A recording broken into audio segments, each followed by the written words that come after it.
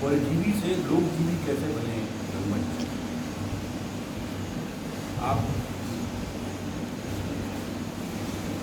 एक बात हमको समझना चाहिए कि रंगमंच दूसरी और विधाओं से अलग कैसे है।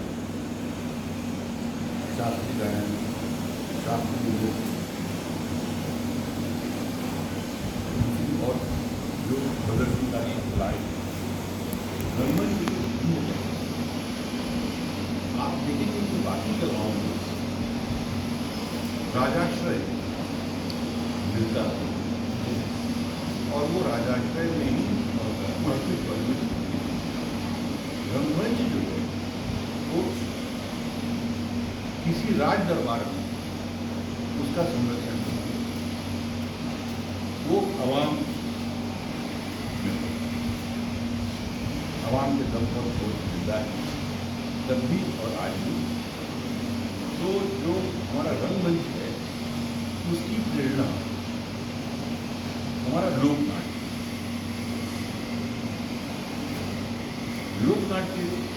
तो कोई जान नहीं है, कुछ आता नहीं है, कोई कॉर्पोरेट नहीं है और वो अनादिकाल से जी रामलीला होती है तो गाँव के लोग चिंता करते हैं, गाँव के लोग व्यवस्था करते हैं, वही लोग कलाकारों को पालते भी हैं, उनका भरण पोषण भी। जब हमारे त्यौहार देखें तो इन त्योहारों में एक अंतर्निहित बात ये है कि आपके आर्थिक स्वावलंबन को या आर्थिक जो आपकी आजीविका को हमारे त्योहारों में बहुत महत्व है। एक बार होता है त्योहार का, तो साल में 2 बार होता है। वो त्योहार 2 बार क्यों होता है? वो त्योहार 2 बार नहीं होता। एक साइंटिफिक बेस है। आप फसल 2 बार रबी की और खरीफ की, दोनों फसल उगाने के बाद त्योहार होता है जिसमें आप वही बीज जो आपने खेत में डाला है आप छोटे से मुर्गी के उसमें डालते हैं और 9 दिन में वो आपका सॉइल टेस्टिंग ले वो बताता है कि कितने दाने खराब हैं, कितने ठीक से नहीं हुए और उसके आधार पर आप अपनी खेती में ट्रीटमेंट करते हैं और फसल आती है। पोला का त्यौहार होता है बारिश की ठीक पहले त्यौहार। बारिश में तुम्हारा काम नहीं करता, ये काम नहीं करता। 4 महीने खाए और क्या खूब सारे बर्तन आप बना लीजिए, बना लीजिए तो देंगे और आपका। तो हमारे रंगमंच को प्राणवायु जो है वो लोक से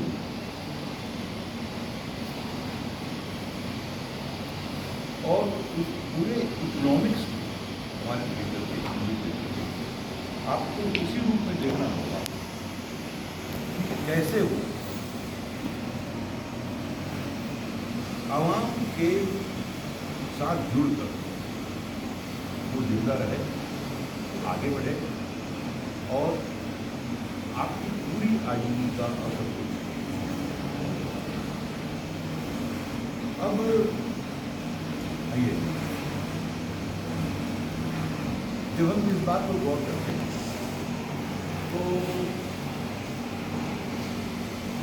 एक तरह जब हम 70s में शुरुआत में जब योगा करना शुरू किए तो महिला पात्र नहीं मिलती। पूरे शहर में एक लड़की थी 11-12 ग्रुप से नाटक करने वाली। हम लोग देखते थे कब इसका नाटक खत्म हो तो फिर लड़की खाली होगी समान करने का काम करेगी।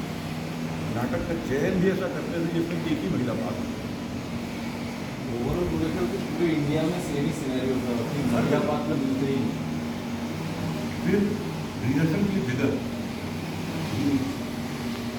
तो हम लोग करते जाते हैं कि जैसे ऐसा कोई दफ्तर सिविल सर्जन का या किसी और अफसर का जिसमें बड़ा कोच हो, शाम को 5-5:30 बजे दफ्तर बंद हो गया, गाड़ी लेगी साहब जब पाई वहाँ हमारी रिहर्सल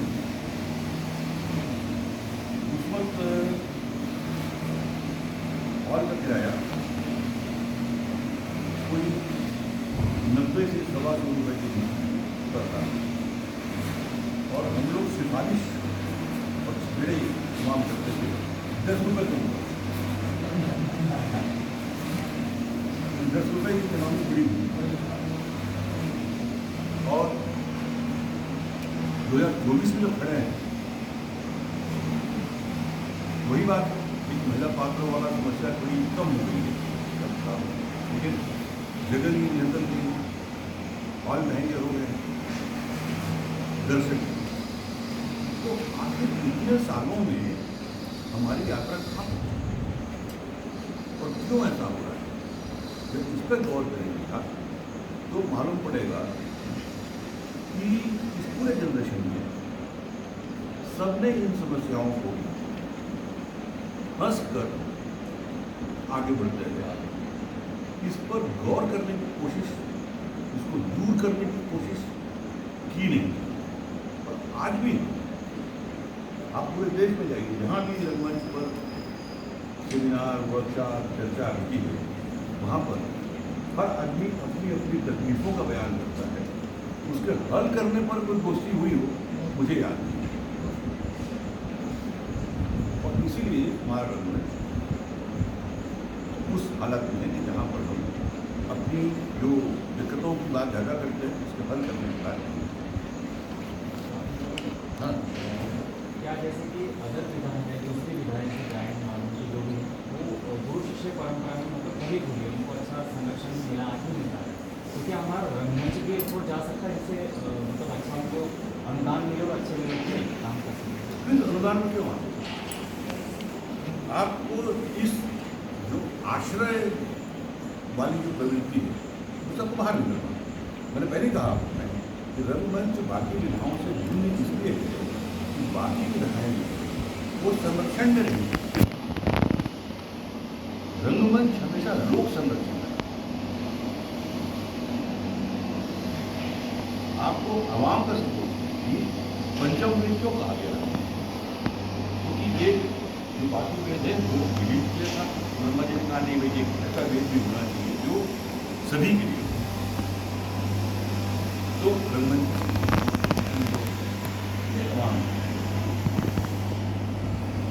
आप जब तक इस बात को नहीं समझेंगे, आपका संरक्षण सरकार नहीं है, कोई बड़ा घराना नहीं है, आपका दर्शक है, तब फिर आप नाटक का विषय चुनते वक्त, नाटक चुनते वक्त, नाटक करते वक्त हमेशा आपके तरह के दर्शक। यदि आप व्यवहारिक रूप से देखें, यदि नाटक पहलवान की उसकी प्रक्रिया में नहीं है, मैं दर्शक हूँ, मुझे कोई नाटक पसंद आया तो किस तरह से राइटिंग पूरी हो जाए, चकाचक हो जाए,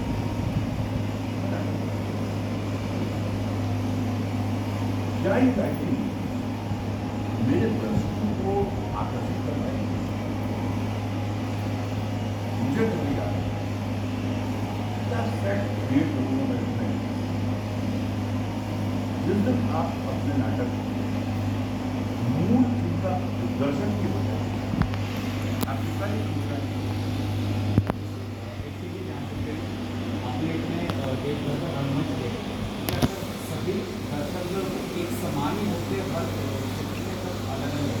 जैसे कि अगर आप क्या दर्शक को आपका जब करवाई दर्शकों मुझे तो सभी दर्शक को वो एक समान ही करते हैं, सबका अलग अलग होता है। कुछ वेरिएशन होते हैं, कि मूल रूप से तो एक ही चीज़ होती है ना, नाटक अच्छा हो, ऑडियंस फ्रेंडली हो, और एक सबसे बड़ी बात है वो ये नाटक जो विधा है वो मनोरंजन तो करती है, मनोरंजन की विधा नहीं, ये विचारों की। यदि आपके रंगमंच में विचार नहीं है, समाज को लेकर चिंता नहीं है, आदमी को लेकर संवेदना नहीं है, तो फिर वो नाटक नहीं।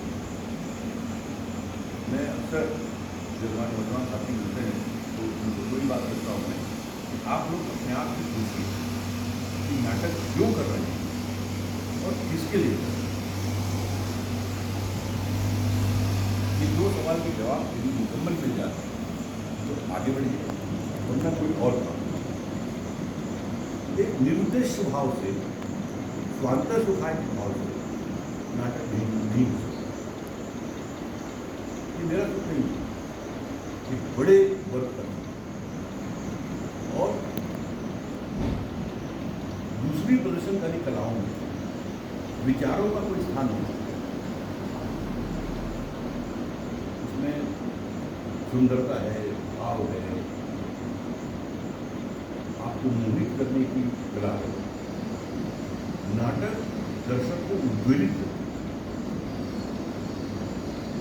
आपको दर्शकों को आप कभी सोचने समझने के बाद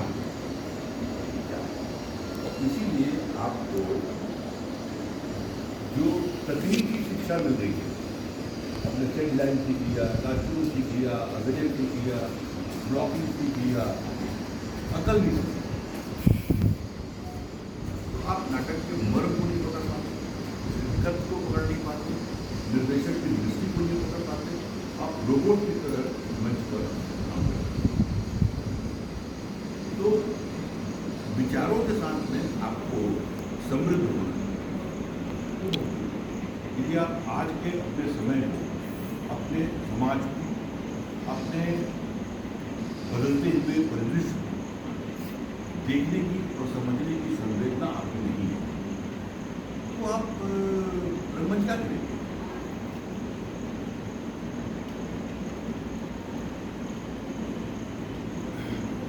जो गांधी जी को 1915 में गोखले में लेके आए कि आइए आप हमारे मीट कीजिए, तो गांधी ने कहा कौन था भारत?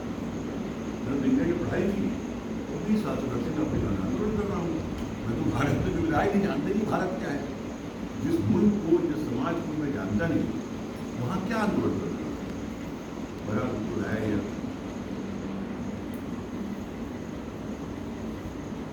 आके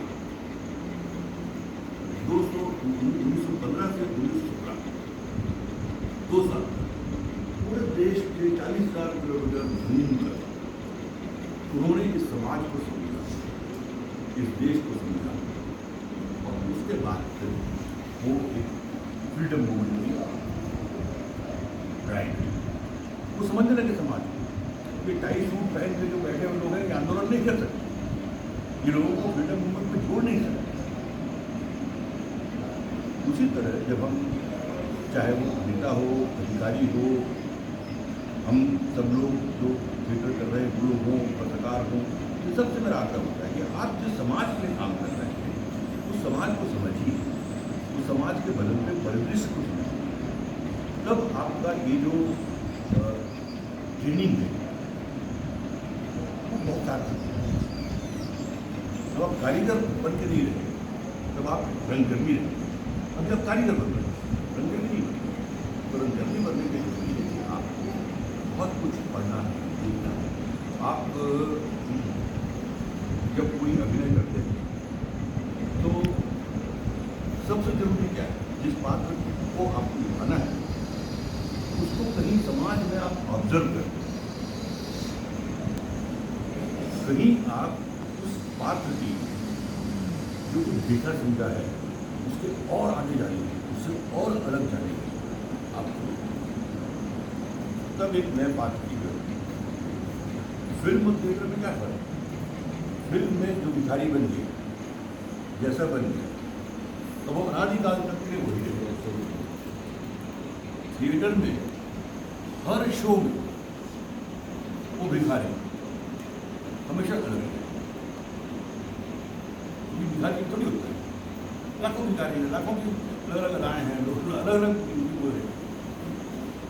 ये तो जीवंतता है जो नाटक को जिंदा रखता है और लोगों को वो जो आमने सामने देखने की, और वही आपका हृदय को आने वो बहुत जरूरी है कि आप खूब सारा साहित्य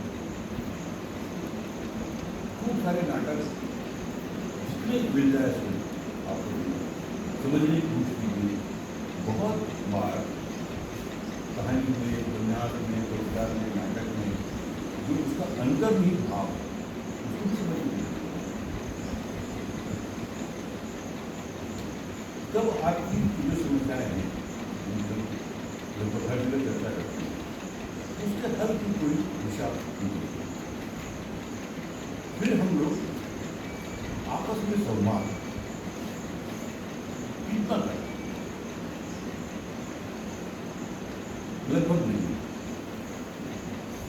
जितनी मोटी मोटी काम की बातें करनी है उसके बाद समाज को लेकर, दुनिया को लेकर, राजनीति को लेकर, अपने समय को लेकर क्या हम लोग आपस में कोई बातचीत करते हैं, समझिए और कोई करके आपस में कहीं उसको एक्सचेंज करते हैं, वो बहुत है।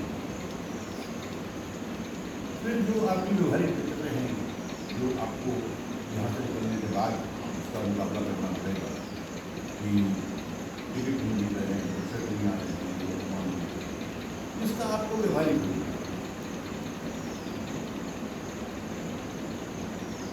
एक हल जो पेशेवर क्षेत्र में हो रहा है कि अतुल सत्य दिल्ली के बहुत प्रतिष्ठित चार्टर्ड अकाउंटेंट थिएटर करना शुरू किया होगा।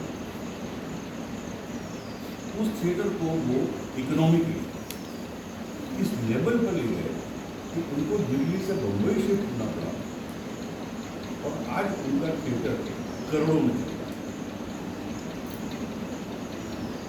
उस प्रोसेस को समझने की जरूरत है कि एक बेहतरीन नाटक वो पेशेवर कैसे होता है। आपको दुश्वारियों के बहुत सारे अनुभव मिल जाएंगे, लेकिन इन्हीं के बीच बहुत सारे अनुभव ऐसे आपको मिलेंगे कि हमारे साथ के रंगकर्मी ने केवल रंगमंच करते करते किस तरह एक बेहतर संपन्न जीवन जीने की व्यवस्था है। डिम्पी मिश्रा हैं, थिएटर करते करते एक फ्लैट खरीद लिया, 2 बहनों की शादी की। ओम कटारे थिएटर करते करते उन्होंने फ्लैट लिया, अभी नई गाड़ी नहीं ली और उनके सारे एक्टर्स को पेमेंट होता है। आप सोचिए, ग्वालियर में, भोपाल में, जबलपुर में, इंदौर में या और शहरों में डायरेक्टर से बात करो तो डायरेक्टर क्या शिकायत करता है, तो यहाँ करके टिकते नहीं तो एक महीना करें ना, वो शूटिंग आ गई हो जाती।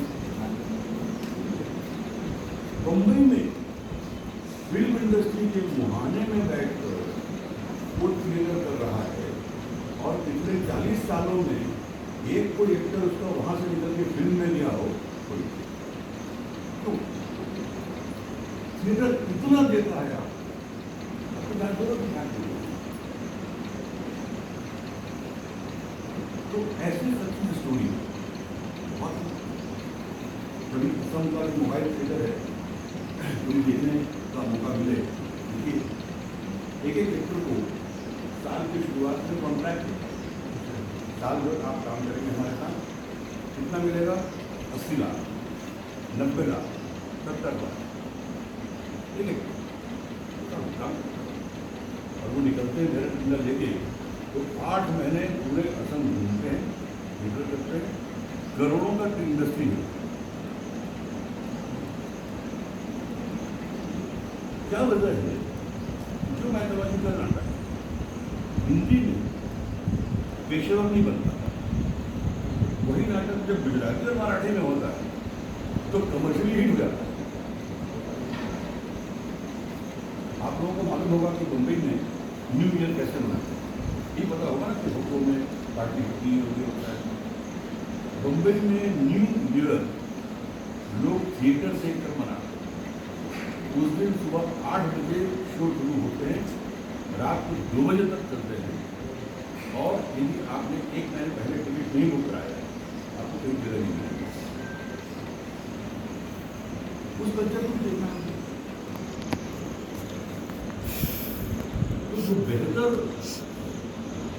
स्टोरीज हमारे पास हैं जहाँ पर ये फिल्म बहुत अच्छा काम किया।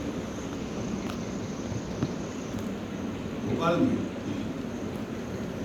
बालेंद्र वगैरह कारोबार से मेंटेन किया हुआ है, तो थिएटर करा था कुछ नहीं, वो फिल्म कर लेगा मैंने लगातार उनको घंटा करता रहा। खेती मुक्ति 4 साल पहले नाटक 500 रुपये की कीमत में हमें दो 1.25 लाख लड़के हम लोग करण नाटक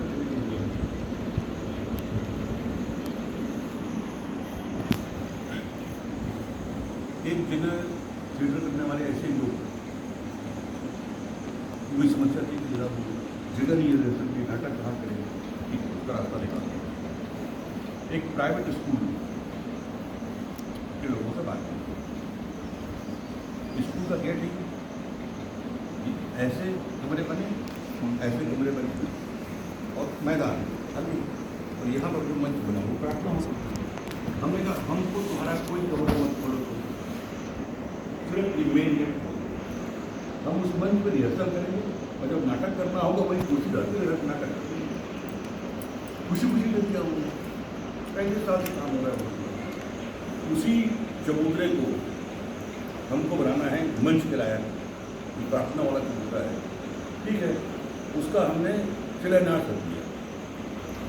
लोग इकट्ठे हो गए, कुछ प्रभाव भाई लोगों को बुला लिया, उनसे कहा भाई जिसको करना है कुछ काम दानवान करो।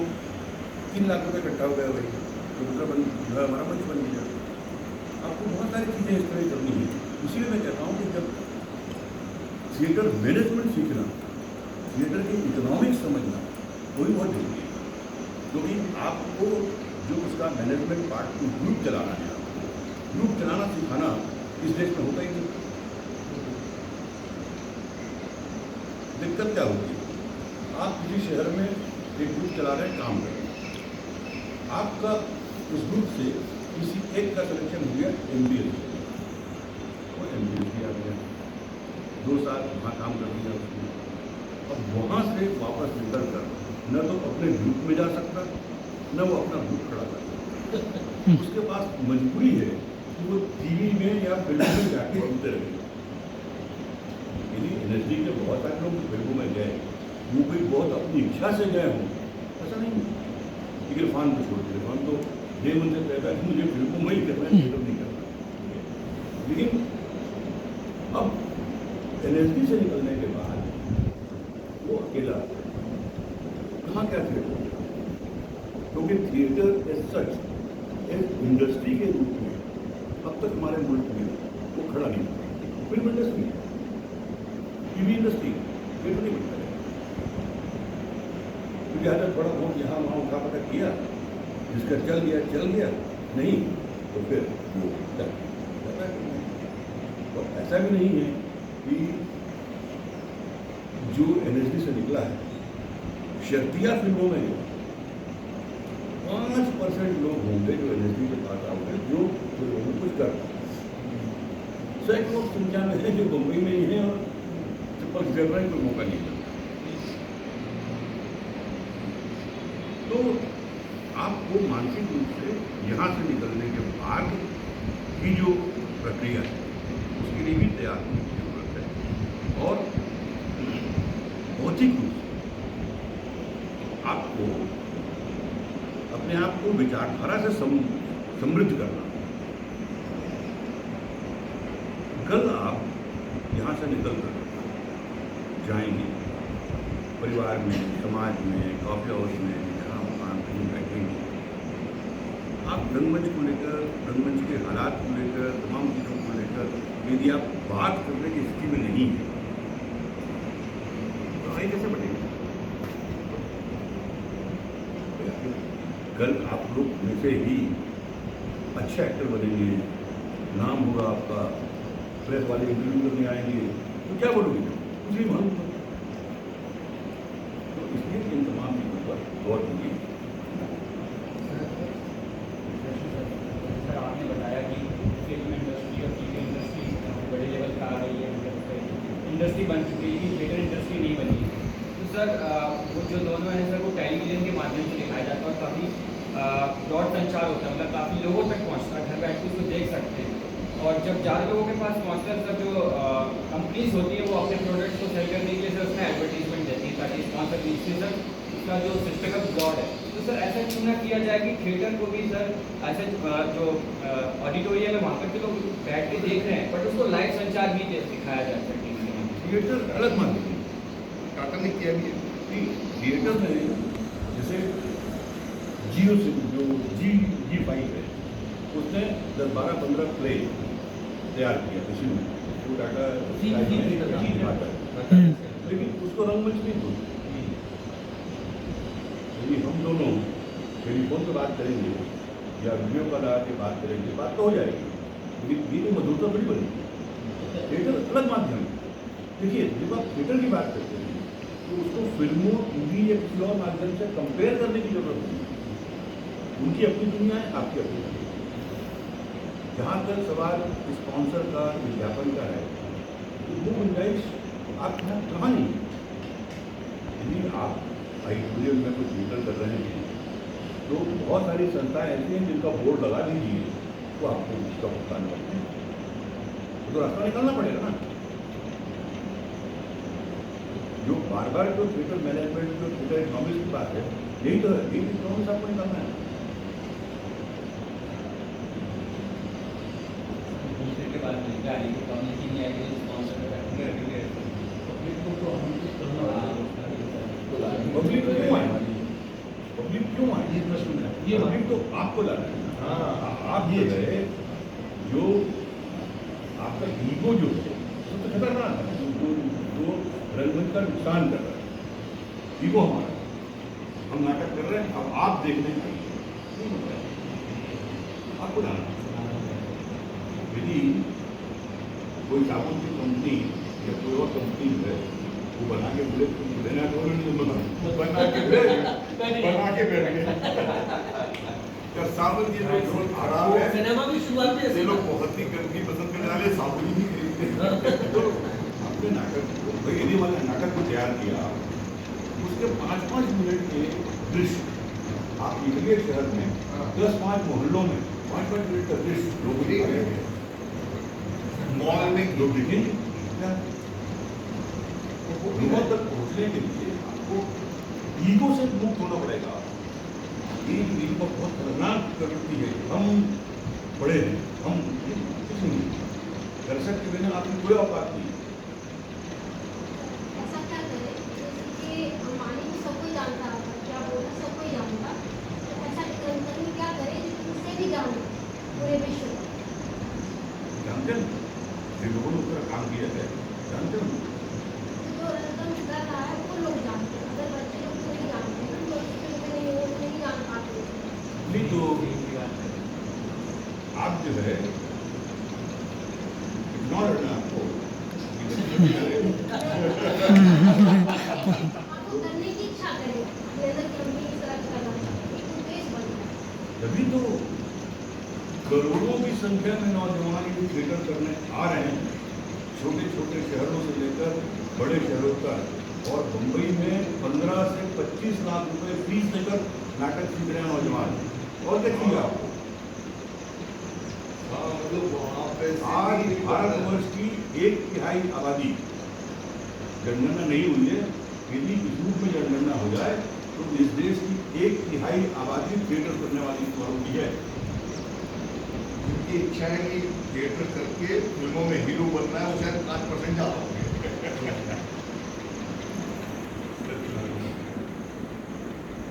सर एक बेसिक लेवल का क्वेश्चन थोड़ा सा हट के, जैसे आजकल हम देखते हैं कि ये सवाल मेरा हमेशा रहा है, मैं पूछता रहता हूँ कि इंग्लिश मीडियम स्कूलों में थिएटर को एज सब्जेक्ट या as extra curricular activities include कर दिया गया है, लेकिन हिंदी मीडियम या कोई भी रीजनल लैंग्वेज स्कूल्स में उस तरीके से वो इंक्लूड हो नहीं पाया, जिस वजह से स्कूल लेवल से एक जो शिक्षा मिलती है फिर चाहे वो बेसिक लेवल पे हो या एक्स्ट्रा करिकुलर के तौर पर ही हो, तो वो कहीं ना कहीं मुझे लगता है कि हिंदी मीडियम या रीजनल लैंग्वेज मीडियम स्कूल्स में सर इंग्लिश मीडियम के स्कूल सब निजी स्कूलों के पास छूट कर कि वो अपने करिकुलम को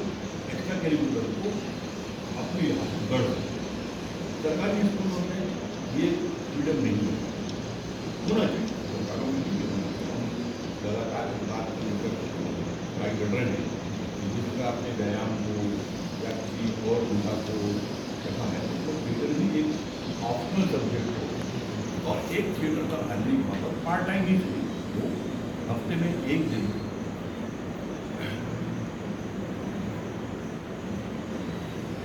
यदि आपने ये सवाल किया और उसने इससे इस चिंता से निभाने की कोशिश की तो इसके बहुत बड़े फल और कितनी बड़ी सफलता इसमें मिल सकती है। स्कूलों में पाठ्यक्रम में शामिल हो परिवार, हर स्कूल कॉलेज में सोशल गैदरिंग हुआ करते थे, अब पता नहीं होते हैं कि नहीं होते हैं। उस सोशल गैदरिंग में साल में एक बार जो 15 दिन एक महीने की तैयारी होती है वहाँ पर अच्छे थिएटर किए जाए तो भी बहुत बढ़िया। यदि विश्वविद्यालय के स्तर पर इंटर कॉलेज थिएटर कंपटीशन हो, इंटर यूनिवर्सिटी थिएटर कंपटीशन हो तो बहुत ताकत है। महाराष्ट्र में परंपरा है, पिछले 50-60 सालों से वहाँ पर इंटर कॉलेज ड्रामा कॉम्पिटिशन होता है और ये जो शफी नामदार और परेश राघवन और तमाम जितने बड़े कलाकार हैं वो उन कॉलेजों से नाटक करते हुए निकले। तो इन तमाम बातों को एक अभियान के रूप में चलाना चाहिए, ये बात हर जगह होना चाहिए। पिछले 2 सालों से अपने हम लोगों ने परंपरा की संस्था का इनके BBA 4th सेमेस्टर वो 4th year MPA 3rd semester में इनको कम से कम एक स्कूलों में जाके 4-5 दिन की फ्री वर्कशॉप देनी पड़ती है जो आज लगभग लगभग 40 स्कूल पकड़ सकते हैं। उससे काफ़ी पॉजिटिव नहीं, जैसे संस्कार भारती है या इस तरह की संस्थाएं हैं उनका बहुत महत्वपूर्ण और सकारात्मक भूमिका बन सकती है, इसलिए इसको और विस्तार दिया जा सकता है। जैसे भोपाल में अभी एक जो ड्रामा फेस्टिवल 3 दिन का हो रहा है, संस्कार भारती में कोई दफ्तर है सेकंड स्टाफ पे, वहाँ उन्होंने एक छोटा सा स्पेस क्रिएट कर दिया है जहाँ पर आप नाटक बनेंगे, तो नाटक के लिए एक स्पेस भी है।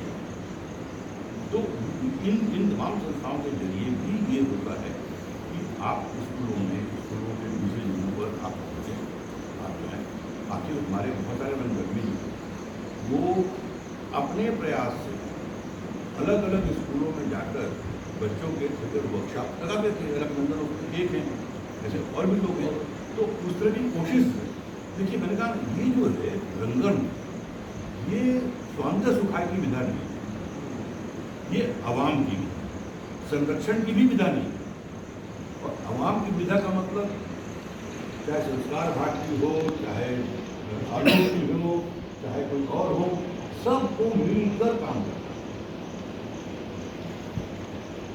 आखिर हमारे तमाम आप जो सोच हमारा हमारी जो लोक कला है उसको कौन दे रहा है, कब दिया किसी ने समझा, लेकिन अनादिकाल चली आ रही है और आज भी इतनी समृद्ध है। तो आप जाइए दिल्ली के इलाके में तो हर घर में कलाकार है, गोवा गया तो हर घर में रंगकर्मी है, मणिपुर जाइए आप हर जगह। हमको वहाँ से प्रेरणा और इस बात को ख्याल रखना है कि न केवल व्यावसायिक संस्थान, वो तमाम किसी संस्थाएं जो सामाजिक रूप से सांस्कृतिक रूप से कहीं कुछ योगदान दे रही है, उनका भरपूर सहयोग दे रही है।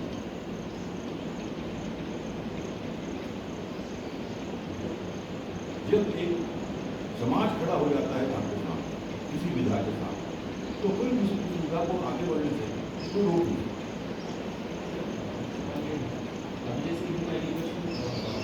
पॉलिसी लागू हो जाती है नई शिक्षा नीति लागू के प्रदेश में, तो इसमें ये बताइए कि समस्त कलाएं भी मतलब सभी विषयों में लागू होगी। तो इसमें बाकी अगर इस जैसे मैं राजस्थान से तो मेरे वहाँ पे स्कूल में म्यूज़िक का है, डांस का है, मेरे प्रिंसिपल से मैंने बात की थी तो मैंने उनको बताया मैं रंगमंच विधा से, तो बहुत खुश हुए कि भाई वहाँ पे इस विधा में है नहीं, लेकिन उन्होंने पहले पूछा कि म्यूजिक आता है तो मैं कहा सर मैं प्रॉपरली थिएटर से हूँ, तो बाकी मैं म्यूजिक भी कर सकता हूँ, ऐसे तो प्रैक्टिस भी करा सकते हैं, क्योंकि सर के मार्गदर्शन बहुत सारी चीज़ें सीख रहे हैं। तो उनको ज़्यादा उनको महत्व दिया जा रहा है जो संगीत और नहीं, ये शुरू से देखिए क्या है, आप परिवारों में गए, जहाँ आपका बच्चा 2, 3, 4 साल का हुआ, तो उसको गाना सिखाना है या डांस सिखाना है, उसको थिएटर सिखाना है, ये हमारे परिवार का विषय नहीं होता। हमारे समाज के परिवार में रंगमंच को उस रूप में स्वीकारता नहीं मिली, तो जाहिर है कि इसका वक्त लगेगा। और जहाँ तक शिक्षा नीति का सवाल है और स्कूलों का, सरकारी स्कूलों का सवाल है, हमको ये बात समझना चाहिए कि सरकारों की नीयत हमेशा अच्छी नीतियाँ हैं, लेकिन बहुत सारी सीमाएँ ऐसी होती हैं, उसको उस रूप में लागू करना कई बार संभव नहीं है। आप देखेंगे बहुत सारे सरकारी स्कूल हैं जहाँ पर नियमित शिक्षक उतनी, वहाँ पर वो आपको संगीत के शिक्षक दें और नाटक के शिक्षक दें, तो सबों के बाद नहीं होगा। उस सीमा को देखते हुए आप के पास 2 विकल्प है कि ये चूंकि नहीं है तो फिर नहीं होगा, दूसरा ये नहीं है तो फिर इसको कैसे करना है। और इसलिए तो ये तमाम दूसरी संस्थाएं जो इस वैक्यूम को भरने का काम करती हैं, जो सरकारी स्तर पर जो चीज़ें नहीं हो पाती उनको कहीं उस गैप को भरने का काम संस्कार भारती हो या और दूसरी संस्थाएं वो कर रही हैं, तो आप उनका विकल्प लेकर आगे बढ़ सकते हैं। सर एज अ डायरेक्टर आप जब कोई प्ले डायरेक्ट करते थे या करेंगे तो आपका बेसिक इंटेंशन क्या होता है उस डायरेक्शन के पीछे प्ले को लेकर? मैं तो यही देखता हूँ, हालांकि मैं थिएटर प्रैक्टिसर नहीं हूँ, मैं जर्नलिस्ट हूँ, थिएटर में लिखता हूँ, लेकिन मुझे तो ये देखना होगा कि जो सामाजिक विसंगतियाँ उन विसंगतियों को मैं अपने नाटक का विषय बनाऊँ और उन विसंगतियों से उपजे हास्यगन को उसके ऊपर समाज होता है, समाज में काफ़ी सारी चीज़ें होती हैं, मतलब अच्छाई थोड़ी कम होती है, बुराई बहुत ज़्यादा होती है। ऐसा किसने क्यों? कई जगह होता है, सब देखा है मैंने। कोई नजर करता मुझे जो है आप मुझे किसी में भी कोई कमी, कोई खराबी, कोई बुराई नजर नहीं आती। ये तो आपके ऊपर है, आपको कोई भी चीज़ बुरी क्यों लगती है? क्योंकि वो अच्छाई को दबाने की कोशिश करते हैं। अच्छा क्या है, बुरा क्या है, कौन तय करेगा? वो इज्जत। नहीं सर, ऐसे ऐसे कांड होते हैं समाज में, सब जानते हैं, और उनको समाज ऐसे दबा देता है जैसे कुछ हुआ ही ना हो। स्टोरी में जो रियल घटना है, बहुत सारी घटना रियल, देखिए उसको ऐसे दबा देता समाज जैसे कुछ हुआ ही ना हो। समाज क्या होता है यार? समाज कोई मूर्त चीज है क्या? हम लोग तो समाज है ना। देखिए आप यदि अपना नजरिया यहाँ से शुरू करते हैं कि ये 4 चीज़ें खराब है और 2 चीज़ें अच्छी हैं, तो आप कहीं बुनियादी रूप से गड़बड़ करते हैं। खराब क्या होता है? सब अच्छा है। आपको कॉफी पसंद नहीं है, मुझे चाय पसंद नहीं है, मुझे इनका चश्मा जो है वो अच्छा नहीं लग रहा है, आपको मेरी शर्ट अच्छी नहीं लग रही है। ये असहमति, खराब कोई नहीं। खराब क्या है और अच्छा क्या है, ये जज भी तय नहीं कर सकते। ये तो व्यक्तिगत हो गया कि मेरे किससे बनती है नहीं बनती है। नहीं, व्यक्तिगत नहीं, यही तो चीज़ है।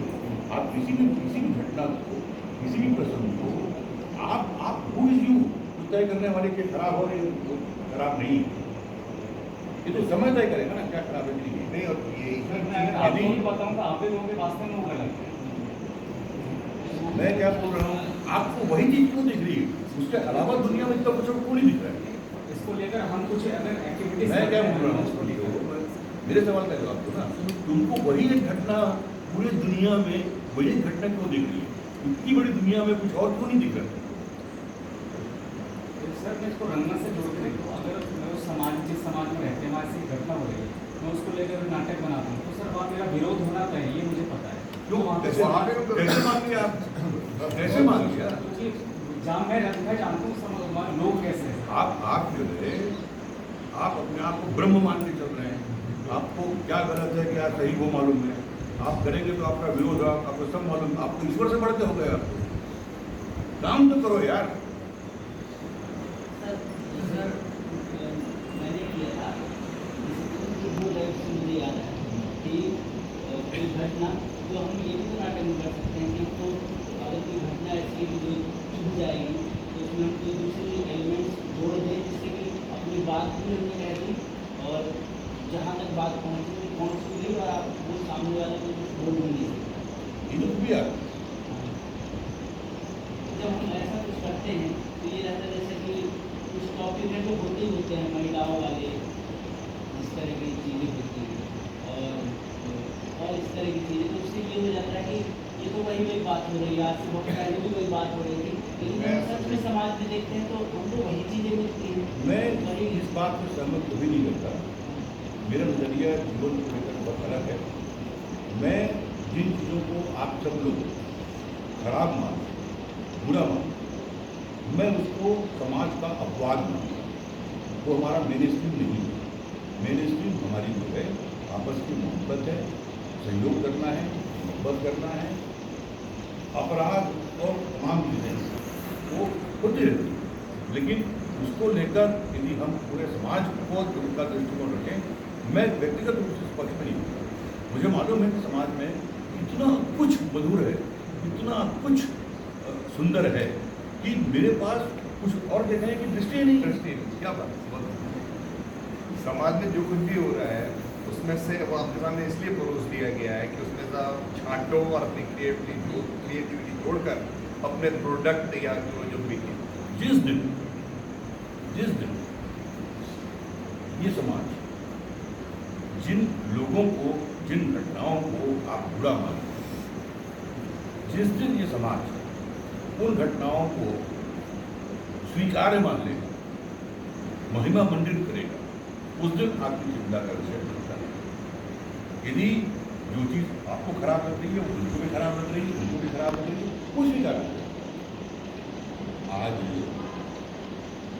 बहुत सारे लोग जर्नलिज्म में और बाकी जगहों पर शराब पीते हैं, लेकिन क्या शराब को आपके घर में और समाज में सामाजिक मान्यता मिली? किसी भी ऐसे काम को समाज मान्यता नहीं देता, तो इसलिए आप उसको बहुत गंभीरता से क्यों ले रहे हैं? जिस दिन समाज ऐसे तत्वों को, ऐसे कृतियों को महिमा मंडित करेगी, उसको स्वीकार करेगी, तो हमारी चिंता कर सकते। देखो आम विषय जो शराब वाला है, एक मैं अपना गाँव घटना बताता हूँ। रात के समय एक वाइफ हस्बैंड को रात में ट्रक में आ रहे थे, वो कहीं बाहर से आया था, क्योंकि उनके तिहर गई हुई थी महिला, तो वो तिहर से घर आए तो उसको ससुराल से बात भी लेके आ रहे थे। रात को 12 साढ़े 12 बजे की बात होगी, तो वो 4-5 जो ऐसे लड़के थे शराब पी रहे थे, गाड़ी थी उनके पास पिकअप वगैरह, उस ट्रक वाले को रुकाया और मारा उसको इतना, वो चिल्ला रहे हैं और वो आदमी छुड़ा के भाग गया और आसपास में चिल्ला रहा है, लोगों का दरवाज़ा बजा रहा है कि कोई बचाओ, मेरी औरत के सामने ज़बरदस्ती कर रहा है। और फिर औरत ने उस घर पर एक फ़ोन कर दिया, तो फ़ोन चालू है, फ़ोन गिर गया, उसके बेटी को आवाज़ सुन रही है सारी, और महिला चिल्ला रही है मेरे बेटे के समान हो, मेरा बेटा भी तुम्हारे समान है, मुझे साथ में गलत मत करो। और फिर समाज इकट्ठा होता है पूरे 24 गाँव से, और उस बात को ऐसे दबा दिया जाता है, फिर मुद्दा काम उठा शराब को लेकर। शराब से क्या यार ये बताओ, आप जो है जो गलती हुई उसको नहीं देख रहे, आपका दिमाग जो है ना वो बिल्कुल जो है वो पूर्वाग्रह से ग्रसित है। आप उस एक घटना के आगे आपका जीवन ही नहीं है, आपका पूरा जीवन जो है उस एक घटना में समा के रह गया, तो आप आगे कुछ कर ही नहीं सकते।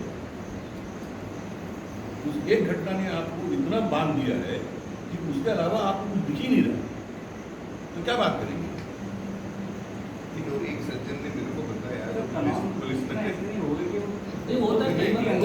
सकता है आप अटैक करें, हाँ अटैक हो सकता है नहीं मेरे एक कहने मेरे को एक सज्जन ने बताया गाँव का कि सेंट्रल जेल में उसका कहाँ का था, मतलब उससे जुड़े हुए थे, गहरे थे। तो कहते जितने हत्या के अपराधी हैं उसमें से 50% से ज़्यादा झूठे गलत आदमी, जिसने हत्या की दूसरे को पकड़वा दिया, खत्म हो गया। इसका जो है ना, इस बात का तो अंत अंत नहीं था इसमें। हाँ। ये कोई बातचीत नाटक का नहीं है। हाँ, इसलिए इसको टाइम खराब नहीं करते हैं। ये तो है लेकिन दुनिया में। सर अभी आपने अच्छे और खराब की बात की कि अच्छा बुरा होता है, लेकिन सर कला के क्षेत्र में भी सर जो अभिनेता है सर वो अच्छा बुरा नहीं होता है या फिर होता है? जैसे हम बोलते हैं ये तो अच्छा भी नहीं था। अरे अच्छा बोल ये राजेश सर ने सुबह बताया था कि कोई भी अजय सर ने कि अच्छा और बुरा अभिनेता कोई होता ही नहीं है। मैं तो आपको एक बार दो बार कर चुका हूं, आखिरी बात है, अच्छा और बुरा तय करने का हक मुझे तो कम से कम नहीं। कौन अच्छा और कौन बुरा है मैं थोड़ी देर में, किसी के लिए आप अच्छे हैं, किसी के लिए खराब हैं, तो व्यक्तिगत है। इसलिए आप लोगों को इस उम्र में, जबकि आपने दुनिया को बहुत देखी नहीं है, सबके दिमाग में बुरा ज़्यादा छाया हुआ है, अच्छा नहीं दिख रहा। कितने निगेटिव चल रहे हैं आप, अभी दुनिया देखे ही नहीं आपने, एक आध दो घटनाएं देख ली, तो दुनिया देखो। आपको एक क्रिएटिव फील्ड में आप सीख रहे हैं, क्रिएटिव फील्ड में जी रहे हैं, आपको अच्छा और सुंदर क्यों नहीं दिखता?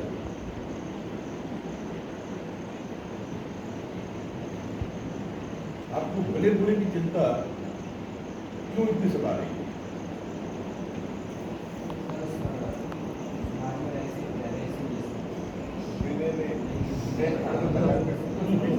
आप जैसे विद्वान लोग अगर रोज नहीं मिलते हैं सर हमारे मोहल्ले में या फिर हमारे नहीं वही मैं कह रहा था, मैं थोड़ा सा मजाक कर रहा था, यही मैं कह रहा था। बेसिकली क्या होता है, जब तुम लोग इस तरह आदमी पालतू मार के सामने बिठा दिया जाए और सब जैसे लोग बैठ जाए आपके लिए समस्या टाइप की हल करने के लिए, तो सबको ऐसा लगता है आप किसी बाबा की शरण में आए हो, लेकिन दुखी नहीं आ रहे हो, अपने दुखी दुख गाने तो भाई आज तुम लोगों ने जो अच्छा अनुभव दिया उसको गाओ, तुम गाने बजाने वाले लोग, ठीक है ना, रौनक लाओ, रुचि पैदा करो लोगों के इंटरेस्ट में। मैं अच्छे बुरे का एक बात कहती है, इस टॉपिक को हम करते हैं हर दिन, कि आपको सामान्य समाज में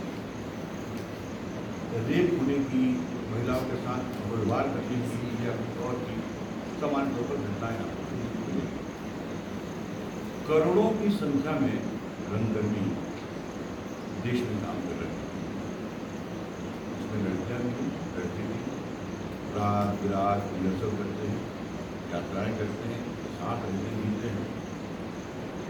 कोई घटना आपको कहीं नजर आई कि रंगकर्मियों ने किसी महिला के साथ, किसी अभिनेत्री के साथ कोई बदतमीजी की, कोई रेप किया? एक घटना ये क्यों नहीं दिखता? कितनी बड़ी बात है। आपको समाज के हर वर्ग में कहीं न कहीं इस तरह की शिकायतें घटनाएं मिल जाएंगी। एकमात्र रंगमंच है जहाँ पूरे देश में किसी महिला, किसी लड़की के साथ में कोई दुर्व्यवहार या गलत व्यवहार करने की कोई घटना आपको नहीं मिलेगी, जबकि रात दिन साथ में घूमते हैं, यात्राएं करते हैं। बहुत हद से हद यदि कहानी बनी तो दोनों किस हो गया शादी और वो बहुत नेचुरल, और वो ऐसा लव मैरिज है जो सबसे सफलतम शादी है। जो विधा इतनी पवित्र है, जहां पर ये सोच ही नहीं है आप उस विधा के हो, किस सोच में आप पड़ गए? गर्व करिए कि आप किस विधा से हैं।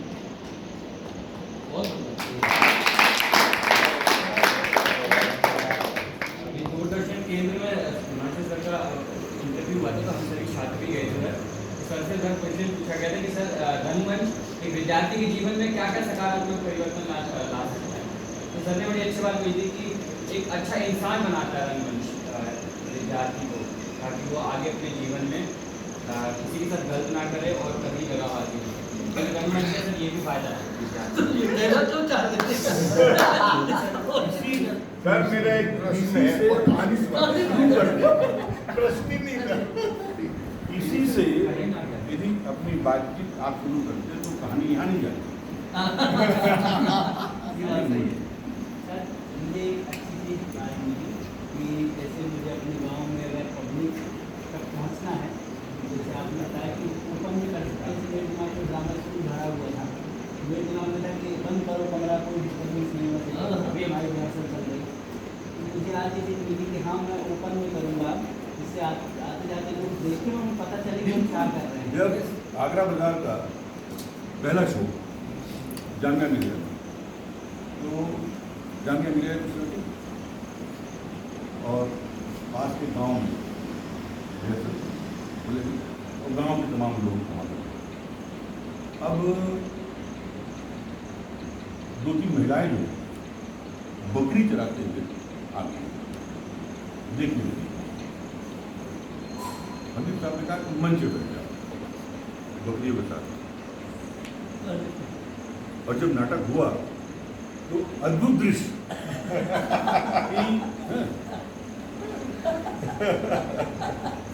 अब सोचिए दूसरे शो में गाय आ गई। गाय भी मंच पे नाटक चल रहा है।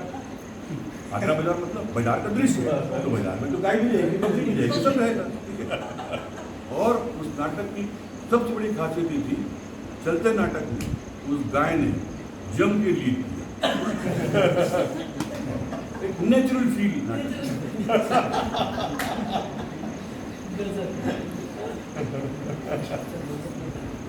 आपको देखिए प्रिसीनियम थिएटर कब आया? प्रिसीनियम तो हमारे यहाँ था नहीं ना, हम लोग तो ओपन में ही करते रहे, ये अंग्रेजों की थी। तो प्रिसीनियम थिएटर उन्होंने किया, सब कुछ किया। वरना हमारा पार्टी थिएटर और तमाम फौज है वो ओपन था, रामलीला और कृष्णलीला तमाम जो है तो टेंटों में था। तो उस वक्त तो बड़ा मज़ेदार था ना, गाँव में रामलीला हो रही है तो जमीन में बिठाने का कुछ होता नहीं था।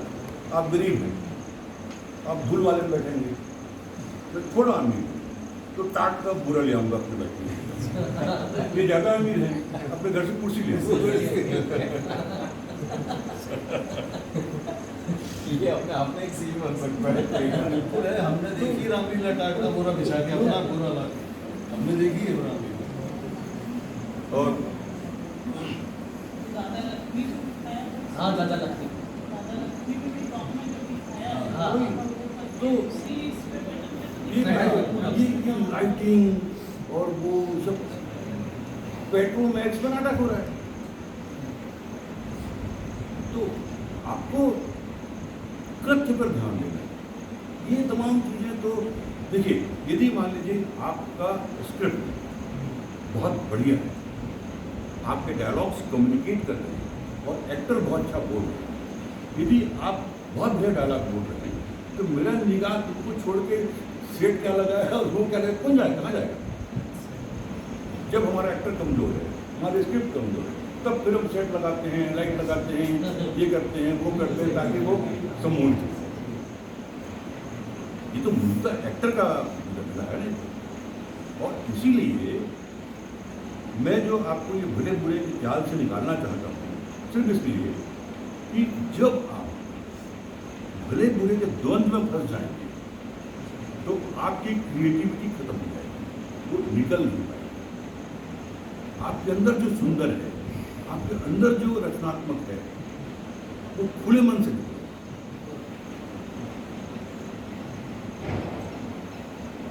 दरअसल सर हमारा दिमाग मेरा इस तरह से डर से भरा हुआ है कि ये करेंगे तो कुछ गलत ही होगा। जैसे आपने बोला गाय आ गई, वो अच्छा भी हुआ, उसका शिकार मैं भी था। हमेशा मेरे मन में एक अनजाना भय बन करता है, तो ऐसा ना हो जाए, कहीं वैसा ना हो जाए, और सांस फूलने लगेगी, पल्स रेट बढ़ जाएगी। दोस्त बोलते हैं हुआ क्या तुमको? हुआ तो कुछ नहीं है, कहीं ऐसा ना हो जाए, तुम तो क्यों बोलेंगे, तुम जब होता है गलत आदमी आएगा, कोई उसकी दारू पी के आएगा, देखो ये उसकी मामला आता उसकी है। वजह क्या है कि उसकी 2-3 वजह है। जिन लोगों से आप समाज करते हैं, बात करते हैं, जिन लोगों से आपको सहमति है, सब कुछ है, तो आप सीमित दायरे में थोड़ा आपको दायरा अपना बनाना है। देखना है दुनिया में कितना खूबसूरत है। और आपको वो जो कहानी है ना अर्जुन की, जंगल नहीं दिख रहा है, झाड़ नहीं दिख रहा है, चिड़िया नहीं दिख रही, उसकी आंख दिख रही है। बस आपको आंख को फोकस करना है। और थिएटर की खूबी यही है कि वो इतनी लिबर्टी देता है, कुछ भी कर सकते हैं। और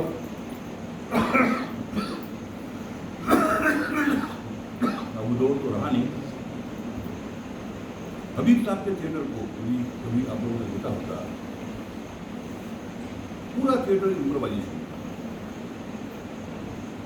कोई बंदी बताई, स्क्रिप्ट दे दी, ऐसा करो, ब्लॉकिंग दे दिया, कुछ नहीं, ऐसा ब्लॉकिंग। तो जितनी बार भिखारी बन गया रवि, चलो हर भिखारी नहीं आता, बंदर नए आ रहे हैं। तो अब 2 फकीर बनना था, एक्टर गाना गाते, 2 सही में फकीर मिल गया राजस्थान में। अब चलो यार तुम गाना, कई शो उन्होंने किया। अब वो बोले साहब हम तो अब जाएंगे नहीं कहीं, एक तो मेरे साथ इंतजाम कर दिया। तो समझदार था, एक नटी और नट, लड़की 12-15 साल की रही होगी, और वो रस्सी में वो खेल वो आगरा बाजार, तो बाजार की सीन है, ये सीन तो बढ़िया रहेगा, उसको ले लिए, नाटक कर दिया। अब बोले मैं हर शो में करूँगा, मतलब हर नाटक में करूँगा। अरे भैया हर नाटक में नटी कहाँ से लाएंगे? तो एक्टर्स और डायरेक्टर के साथ में झगड़ा जो होता है, कितना खतरनाक हो सकता है और कितना प्यारा होता है, उसकी एक वानगी दिखाता हूँ। उधर बैठे नरेश करो, अरे वैसा नहीं, तुम उधर से आओ। 5 मिनट जरा माइक देना, गाली देते हुए इतना समझाने के बाद खड़ा था, बोलो माइक दे दो, क्या वो माइक दे, समझाए पर माइक नहीं लस और गाली दे पर माइक लेथस।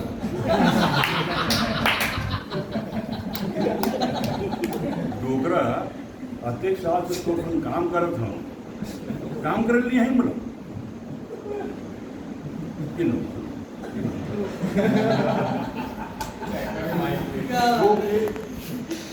6 बजे शो है, 3 बजे डायरेक्टर जो है वो सारा पीछे की बीट हो गया, किसी ने देख लिया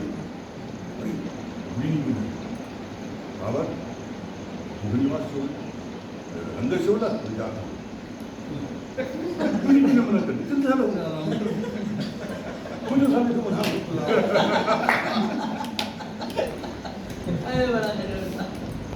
ऐसे सच बोल लो। इन सब चीजों के साथ में आपको अपने अंदर जो द बेस्ट वो लाना है, और द बेस्ट लाने के लिए आपको ऑब्जर्वेशन, आपको समय, उस कैरेक्टर को समझना, ये तमाम चीजें आप डेवलप करें। ठीक है, और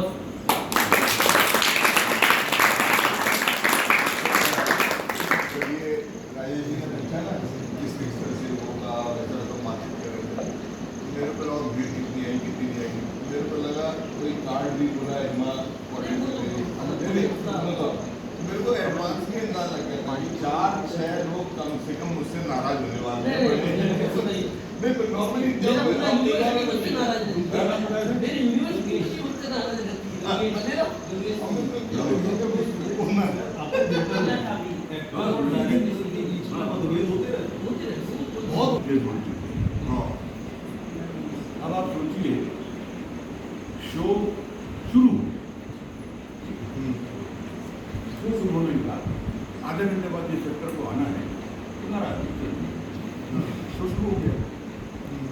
दिया आगे ऑडियंस में, भाई देखो ये रोल रमेश को करना था, वो भाग गया है, उसकी प्रॉम्प्टिंग करेंगे, तुम लोग मान लेना रमेश मंच पे है। मंच पे कहाँ थे?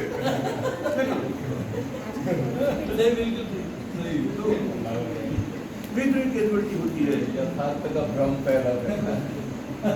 और दर्शक जो है आपको हमेशा कोऑपरेट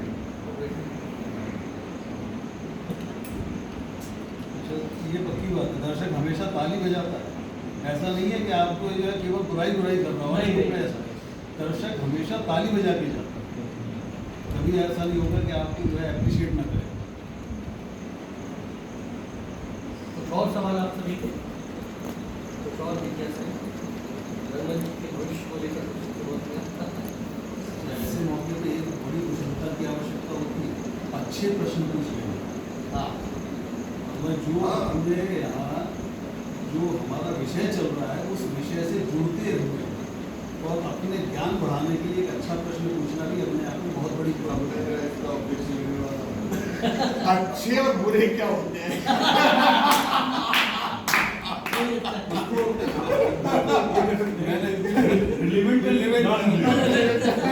विषय से जुड़े हुए बोला है। मेरी एक बड़ी बात जिंदगी भर सही गलत और अच्छा बुरा आपको इतना परेशान करता है, इतना परेशान करता है कि लोग गिल्टी में पड़ जाते हैं। उसी क्या हो गया? सवाल ये है, हम लोग हाँ, माँ बाप, बेटे बेटी, शिक्षक, सब, रिक्शे वाला, चाय वाला, सब जज है। कुछ बात नहीं, ये ठीक है, तू चाय बना खा ले, उनका बताएगा ठीक है जी। हमारे देश में सबको सब पता है। अब इसमें इस उलझन में आप इस उलझन में पूरी दुनिया पड़ी। अब आपकी खूबी है इस उलझन से अपने आप को बाहर करना, अपने आप को जज बनने से बचाना। मेरा मानना है कि हम जिस दृष्टि से देख रहे हैं वही चीज देख रहे हैं। अब कहीं ना बहुत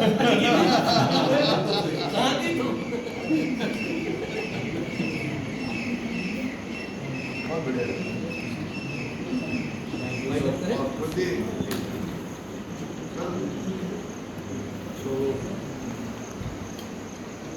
क्या बोलूं? निश्चित रूप से ये बहुत महत्वपूर्ण सत्र रहा, हम सबकी उसकी आवश्यकता थी। और ये तो जब भी आपको लगे, परमानंद सर इतने सजग हैं, मैं आपको नंबर उपलब्ध करा दूंगा। आपको जब भी जीवन में किसी भी तरह की कोई चुनौती आए, आप बिल्कुल एक पिता समझ के, आप पिता मान के आप कॉल कर लीजिए, उसका निराकरण जरूर होगा। मेरे साथ ऐसे लोग कॉल करते हैं, अच्छा रात को 8 बजे फोन आया, भैया आपकी बहु भाग गई। बात हुई, दिक्कत हुई, क्या हुआ? ऐसा तो कुछ नहीं हुआ था। हमने इसको फोन लगा, 10:30 बजे तक फोन आज करके उसको लगाया, घूमी खा रहे, क्या कर रहे हो? मैं सो गया था। अभी तेरी घूमी तू सो रहा है।